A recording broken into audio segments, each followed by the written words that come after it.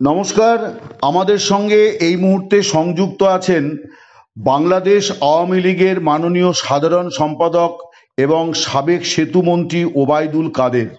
ওবায়দুল কাদের একজন মুক্তিযোদ্ধা এবং আওয়ামী লীগের বিভিন্ন রাজনৈতিক সন্ধিক্ষণে এবং সংকটে তার নেতৃত্ব বারে বারেই আলোচিত হয়েছে। তিনি আওয়ামী লীগের 3বারের সাধারণ সম্পাদক, এর আগে তিনি ছাত্রলীগের 2বারের সাধারণ সভাপতি ছিলেন, ফলে তার একটা দীর্ঘ বর্ণময় রাজনৈতিক জীবন। তো আমরা এখন তার সঙ্গে কথা বলবো। মিস্টার কাদের, আপনাকে দ্য ওয়ালে অনেক স্বাগত জানাই। আমার প্রথম প্রশ্ন যে 24 গত বছর 5ই আগস্ট গণ অভ্যুত্থানের পর থেকে আমরা আপনার সম্পর্কে প্রায় কিছুই জানতে পারছিলাম না, আপনার বক্তব্য পত্রপত্রিকায় আসছিল না। তো আপনি যদি প্রথমে এই বিষয়টি একটু বলেন, কারণ আমরা আজকে আপনার একটা বিবৃতি দেখেছি, মোহাম্মদ ইউনূস সরকারের বিরুদ্ধে আপনি অনেক কথা বলেছেন। তো আপনি যদি এইটা একটু প্রথমে ব্যাখ্যা করেন। দেখুন, এই বিষয়টা তো দেশে বিদেশে ভারতবর্ষেও সবার কাছেই পরিষ্কার। আমি 5ই আগস্টের সেদিনের যে ষড়যন্ত্রমূলক ছাত্র উত্থান, সে সময় আমি খুবই ভাগ্যবান। সেদিন আমার বেঁচে থাকার কথা ছিল। আচ্ছা। মৃত্যু থেকে অনেক কাছে ছিলাম। আচ্ছা। আমি আমারই সংসদ এলাকায় আমার নিজের বাসাকে এড়িয়ে পার্শ্ববর্তী আর একটা বাসায় আশ্রয় নিয়েছিলাম। বেশ। তখন 4 দিক থেকে মিছিল আসছিল।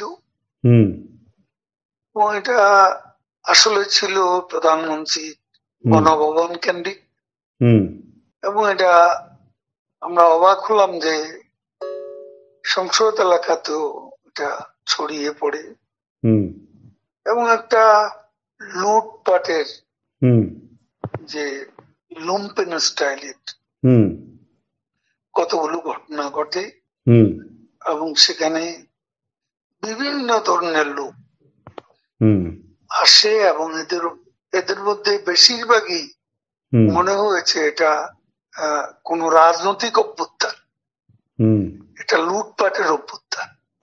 না, একটা কথা জিজ্ঞাসা করি, সে তো আমরা তখন সেটা দেখলাম এবং মাননীয় প্রধানমন্ত্রীকেও যে বাসাতে ছিলাম তারা সে বাসাতেও হামলা করে। আচ্ছা। তারা জানতো না যে সেখানে আমি আছি। আচ্ছা। আমার বাসা তারা লুটপাট করেছে, কিন্তু যে বাসায় আমি গিয়ে আশ্রয় নিলাম সেখানে তারা হামলা করবে এটা আমি ভাবতাম।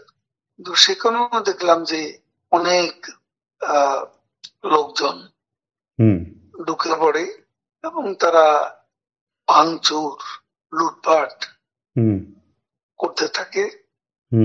আমি আমার স্ত্রী সহ আমরা বাথরুমে ঢুকিয়ে যাই। অনেকক্ষণ ছিলাম, প্রায় 5 ঘন্টা। তারপর একটা পর্যায়ে এরা তো ওই বাথরুমের ভিতর সেখানেও কমোড, বেসিন, এগুলো তো লুটপাট করেছে সব জায়গায়। সেগুলোর লোভে প্রথমত তাদেরকে আমার ওয়াইফ সেই বাথরুমের মুখে দাঁড়িয়ে বারবার বলছিল যে আমি অসুস্থ, এই কথা বলে তাদের ফিরিয়ে দিচ্ছে। তো একটা পর্যায়ে তারা এই বাথরুমে যেগুলো আছে সেগুলো লুট করার জন্য জোরপূর্বক প্রবেশের হুমকি দেয়।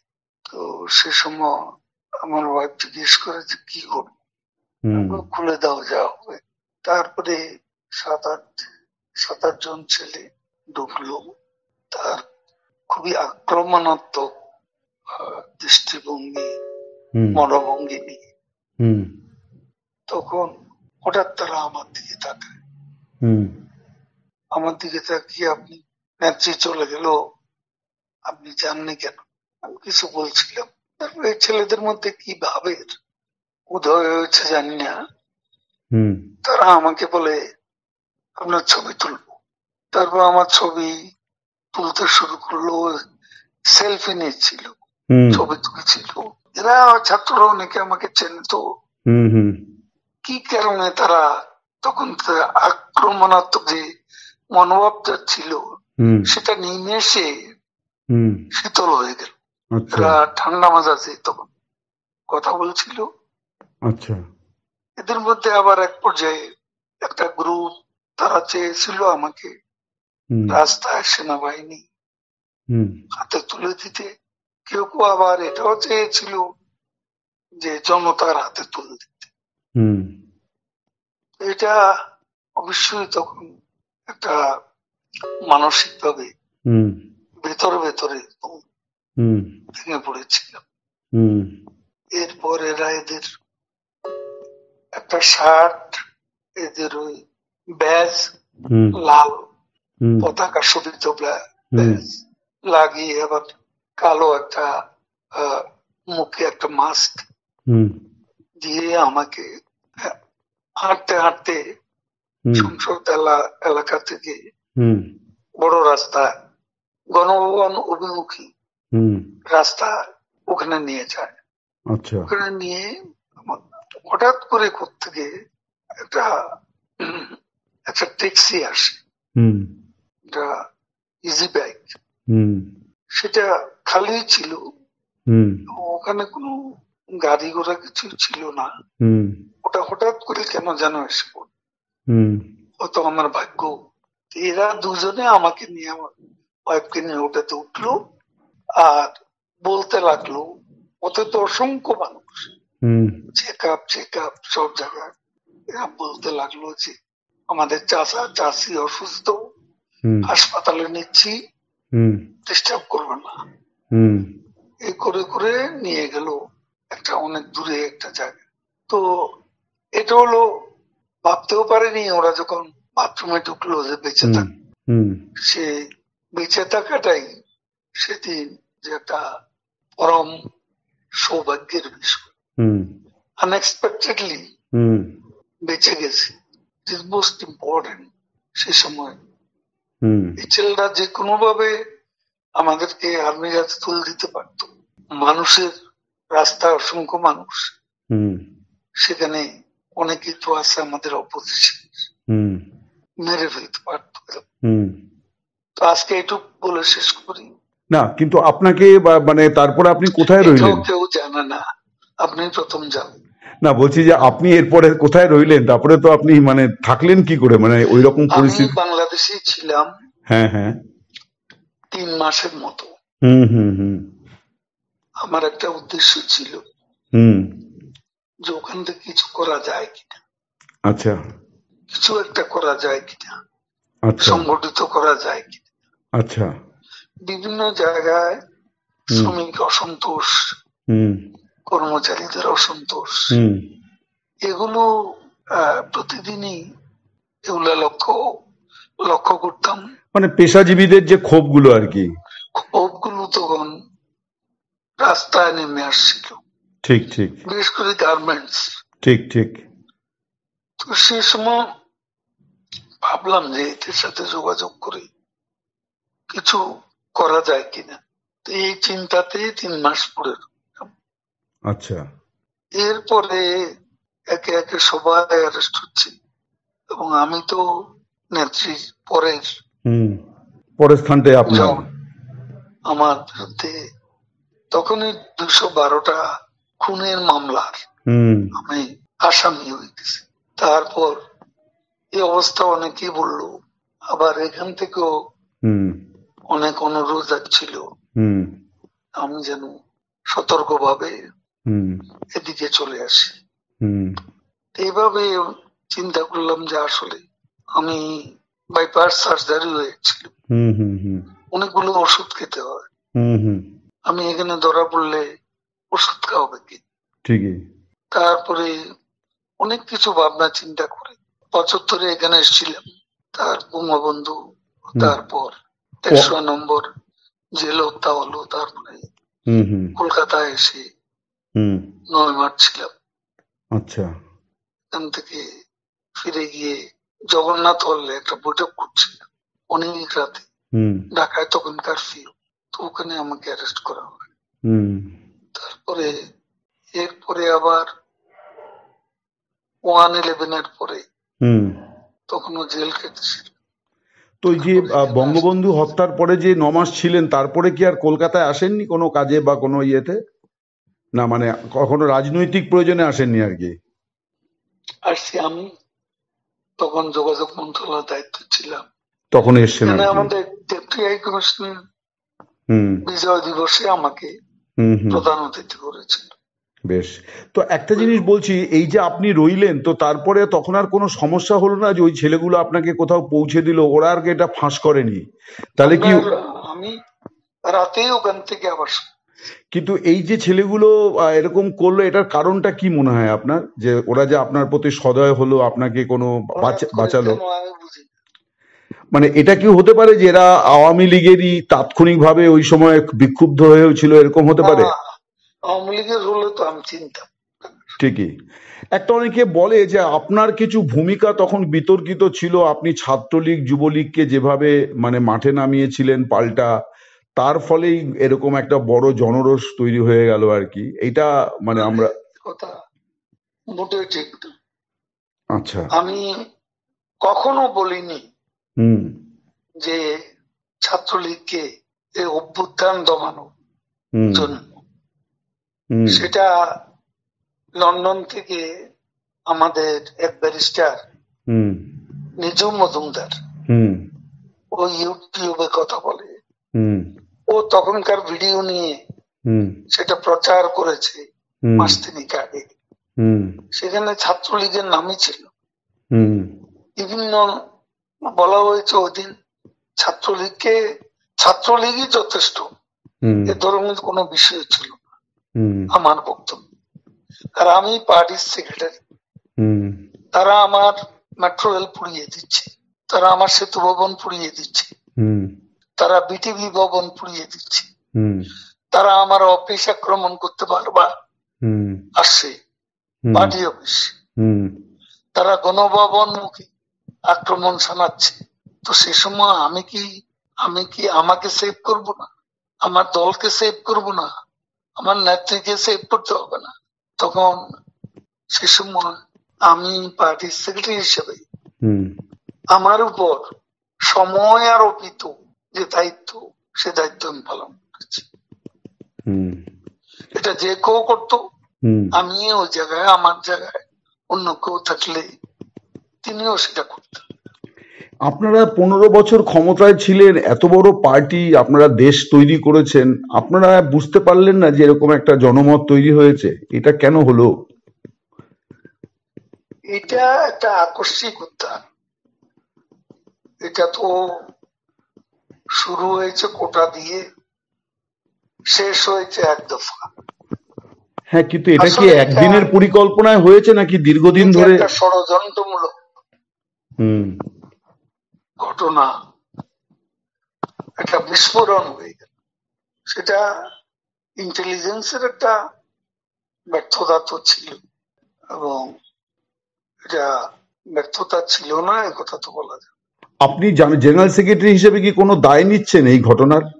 যেহেতু আপনি জেনারেল সেক্রেটারি, ওই সময় 3 বারের জেনারেল সেক্রেটারি, আপনার উপরে দল মানে আপনার নেত্রী আপনাকে, আমার নেত্রী যেভাবে নির্দেশ দিয়েছেন সেভাবে আমি কাজ করেছি। এখন জেনারেল সেক্রেটারি হিসেবে আমার ভুল ত্রুটি থাকতে পারে, এটা আমি I am not immune from mistakes.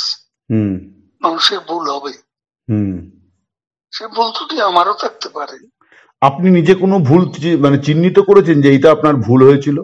আমি কাজ করেছি, কাজ করলে ভুল হয়, চাঁদাবাজি করিনি, কমিশন খাইনি, পার্সেন্টেজ নিইনি, আমার মন্ত্রণালয়টা সবাই জানে।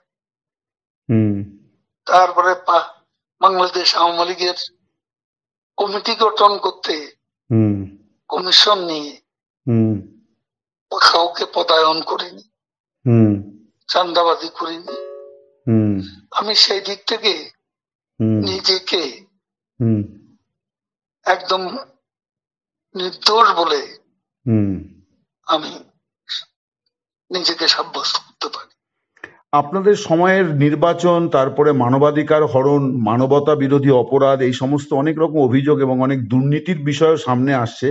ডেফিনেটলি সব হয়তো সত্য নয়, কিন্তু আপনারা এত বড় একটা ঘটনার পরে কিন্তু আপনারা কোনো মানে ভুল স্বীকার বা দুঃখ প্রকাশ করেননি আর কি। এই প্রশ্নটা বারে বারে আসছে বিভিন্ন মহল থেকে। দেখুন, আমরা এদেশকে যা কিছু দিয়েছি, যা কিছু করেছেন আমাদের নেত্রী, এটা কোনো তুলনা হয় না। এই ডেভেলপমেন্ট বাংলাদেশে কল্পনাই করা যায় না।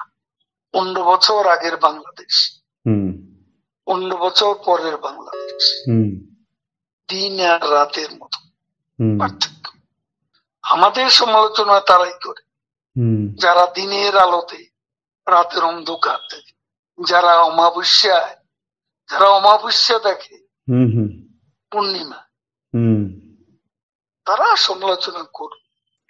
সমালোচনার বিষয়বস্তু আমাদের আছে। সময় হলে দেশের মাটিতে সবকিছুরই মূল্যায়ন আমরা করছি, দেশের মাটিতে গিয়েও করব যখন সময় আসবে। একটা বিষয় অনেকেই বলছেন, এই যে আপনি দীর্ঘদিন নীরব ছিলেন, বলা হচ্ছে যে আপনার ভুল ত্রুটির কারণে আপনাকে চুপ থাকতে বলা হয়েছিল, মানে এটা কাইন্ড অফ পানিশমেন্ট আর কি। কিছু লোক আছে তারা এসব বলে শান্তি পায়, তাদের একটা সুখানুভূতি আছে। আমাকে 3-3 বার সেক্রেটারি করলো, এটাও অনেকের পছন্দ হওয়ার তো কথা না। আর আমাদের মতো পার্টিতে এ ধরনের প্রতিযোগিতা ছিল, এটা এখনো আছে। আমি যখন হয়েছি তখনও ছিল। কাজে এটা অবাস্তব কোনো কিছু না। এটা আমাদের মতো দেশে মাল্টি পার্টি সিস্টেম, এখানে আওয়ামী লীগের মতো মাল্টি ক্লাস অর্গানাইজেশন, এখানে দলের অভ্যন্তরেও প্রতিদ্বন্দ্বিতা ফলে এ ধরনের কিছু আনপ্লেজেন্ট কিছু ঘটনা ঘটতে পারে। আপনার নীরবতার তাহলে কারণটা কি ছিল? আমাকে প্রধানমন্ত্রী নিজেই খুঁজেছেন এবং উনি সবচেয়ে বেশি ওয়ারিড ছিলেন আমার অসুস্থতার। তিনি ভেবেছেন এই অবস্থা আমি দেশে ছিলাম, বলে যে তুমি টোটাল চেক আপ করো, এখন তোমার অন্য কিছু করতে হবে না, পারলে কিছু লেখো, 71 থেকে এদেশ নিয়ে লেখো, সাম্প্রতিক ঘটনা প্রবাহ নিয়েও তোমার চোখে যা দেখেছ এগুলো নিয়ে লেখালেখি করো, কখন কি করতে হবে আমি বলব। আমি ওনার সঙ্গে কখনো দেখা করতে চেষ্টা করিনি, কারণ উনি যেখানে আছেন সেখানে আমার হাই সিকিউরিটি জোন নেই, সেখানে আমি কেন দেখা করতে চাই। উনি যখন প্রয়োজন তখন আমাকে বলবেন। আর আমি ভালো করেছি কি মন্দ করেছি তার সবচেয়ে বড় সাক্ষী হচ্ছেন প্রধানমন্ত্রী শেখ হাসিনা। তিনি সবকিছু জানেন, আমার জীবন, আমাদের কর্ম দ্বারা। কিন্তু আমরা তো শুনতে পাচ্ছিলাম যে আপনার জায়গাতে কে হবেন এটাই এখন আওয়ামী লীগের মানে শীর্ষ এবং মাঝারি স্তরের নেতাদের মধ্যে সবচেয়ে বড় ইঁদুর দৌড় আর কি, যে নেক্সট জেনারেল সেক্রেটারি মানে ওবায়দুল কাদের থাকছেন না, এবার কে হবেন সেই নাম নিয়ে কামড়া কামড়ি ইঁদুর দৌড়, এটাই আমরা কিন্তু পাচ্ছি খবর। এই কামড়া কামড়ি এটা অসুস্থ রাজনীতি। এখনো আমরা দেশের বাইরে, এখনো ক্ষমতা থেকে যে ক্ষমতা আমরা হারিয়েছি সে ক্ষমতা কখন পাবো, সে বিষয়টা আগে দেশ নিয়ে আমাদের ভাবা দরকার। দলে কে কি হবে, দেশ নিয়ে দেশে সেটা ঠিক করা দরকার। সেটা তো এখন এখানে বসে আমরা কামড়াকামড়ি করলে তাতে আমাদের কি ক্ষতি? এখনো আমাদের সবার লক্ষ্য আমাদের দেশকে আবারও বঙ্গবন্ধু মুক্তিযুদ্ধের ধারায় আমাদের দেশকে আমরা নিয়ে যাব। এবং আপনারা কি আশাবাদী যে আপনারা ফিরবেন এবং আওয়ামী লীগ আবার শেখ হাসিনা আবার বাংলাদেশের প্রধানমন্ত্রী হবেন? আমি শতভাগ আশাবাদী। এইটা কেন? আমি আরো অনেকের মুখে শুনছি, এর কারণটা কেন আপনারা মনে করছেন? আমরা মনে করছি এ কারণে, বাংলাদেশের জনগণ, আপনি এখন পাবলিক অপিনিয়ন নেন, সবাই বলবো, বেশিরভাগ মানুষ বলবে শেখ হাসিনাই ভালো ছিল, শেখ হাসিনাই ভালো চালিয়েছে, শেখ হাসিনাকে হারিয়ে আমরা অনেক কিছু হারিয়ে ফেলেছি। আমাদের কাছে যেটা, সেগুলো আমাদের আদর্শ, বাংলাদেশ রাষ্ট্রের জন্মের চেতনা, আমাদের মুক্তিযুদ্ধের আদর্শ, এসব আমাদের এই জায়গায় আমাদের প্রত্যাবর্তন করতে হবে। কিন্তু একটা মিস্টার কাদের, আমি একটা জিনিস বলি, মানে ভারত সরকার ছাড়া আর কোনো মানে দেশ, তারা কিন্তু আওয়ামী লীগের কার্যক্রম নিষিদ্ধ করার সিদ্ধান্ত নিয়ে তেমন কোনো প্রতিক্রিয়া দিল না। মানে আপনারাও মানে দুঃখ প্রকাশ বা ক্ষমা প্রার্থনা করছেন না। মানে এই জায়গায় কি একটা কোনো মানে জেদাজেদি বা ইয়ের জায়গা তৈরি হলো? মানে আওয়ামী লীগ কি একটু একঘরে হয়ে যাচ্ছে না? ভারত আমাদের দুঃসময়ের বিশ্বস্ত বন্ধু, সংকটে আমরা বারবার ভারতের কাছে ছুটেছি। এখানে আমরা অন্য কোনো দেশের সঙ্গে আমাদের কোনো বৈরিতা, আমরা কারো বিরুদ্ধে কোনো বক্তব্য দিচ্ছি না, কারো সমালোচনা করছি। বেশ, আমরা এখন আমাদের দেশকে যেখান থেকে আমরা বাংলাদেশে স্থানচ্যুত হয়েছি, যেখান থেকে আমরা দেশে শিকড় থেকে বিচ্ছিন্ন হয়ে গেছি, সেই শিকড়ে আমাদের ফিরে যেতে হবে। কিন্তু তার জন্য আমাদের চিন্তা, আমরা কারো বিরুদ্ধে নেই, কারো সমালোচনা করি, কিন্তু তার জন্য তো মানে দেশবাসীর কাছে ন্যূনতম নিজেদের ভুল স্বীকার করতে হবে। ভারতে বসে আমি ক্ষমা প্রার্থনা কেন করব? আমি দেশে গিয়ে করব। আচ্ছা, আমার ভুলের জন্য, আমার ভুল ত্রুটি হলে সেটার জন্য আমাদের নেত্রী আছেন, তিনি দেশবাসীকে বল, এখান থেকে বলা কি ঠিক? থ্যাংক ইউ, অনেক ধন্যবাদ, অনেক কৃতজ্ঞতা আপনাকে দ্য ওয়ালের তরফ থেকে। আপনার সুস্বাস্থ্য কামনা করি, ভালো থাকুন।